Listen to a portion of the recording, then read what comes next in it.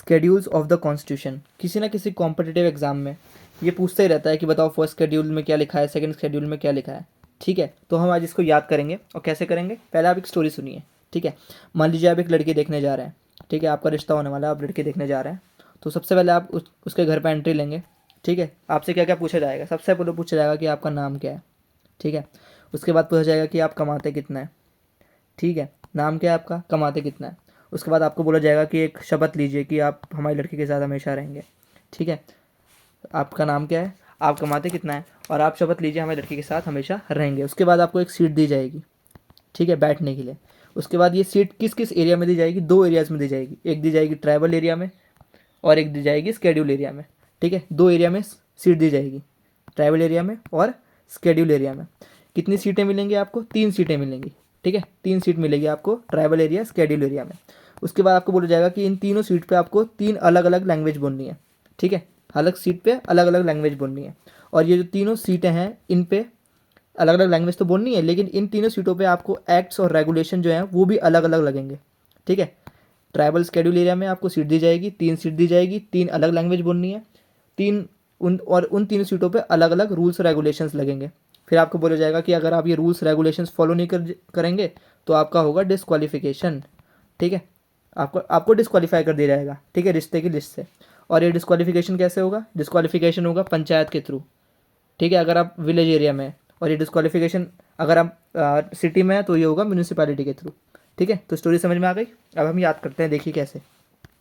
तो first schedule बात करता है names of the states and names of the UTs. तो पूछा था ना रिश्ते में कि नाम क्या है आपका, तो नाम से आ गया नेम्स ऑफ स्टेट्स।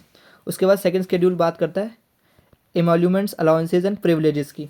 ठीक है, तो सेकंड शेड्यूल हमने बोला था स्टोरी में कि कमाते कितना हो, है ना, तो वही चीज़ आ गया प्रिविलेजेस। किस किस के, president, governor, speaker, chairman of Rajya Sabha, legislative assembly, जजेस ऑफ सुप्रीम कोर्ट, जजेस ऑफ हाई कोर्ट, सीएजी के। ठीक है, उसके बाद आपसे पूछा गया था कि आप कसम खाइए कि लड़की के साथ हमेशा रहेंगे। तो ये ओथ्स हैं किसकी, union ministers, candidates for election to parliament, member of parliament, जजेस of supreme court, CAG, state ministers, candidates for election to state legislature, members of state legislature और जजेस ऑफ हाई कोर्ट। आपको यह याद रखना है कि प्रेसिडेंट वाली ओथ इसमें नहीं आती है। ठीक है, प्रेसिडेंट वाइस प्रेसिडेंट की उनके आर्टिकल्स में यहाँ नहीं लिखी हुई है।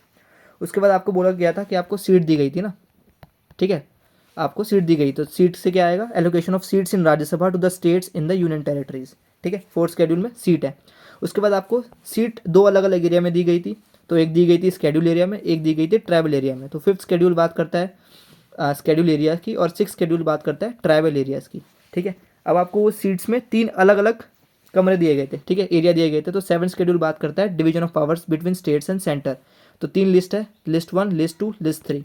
ठीक है, उसके बाद आप इन तीनों जगह पे अलग अलग लैंग्वेज बोलनी थी आपको। ठीक है, तो 8 शेड्यूल किसकी बात करता है, लैंग्वेज की।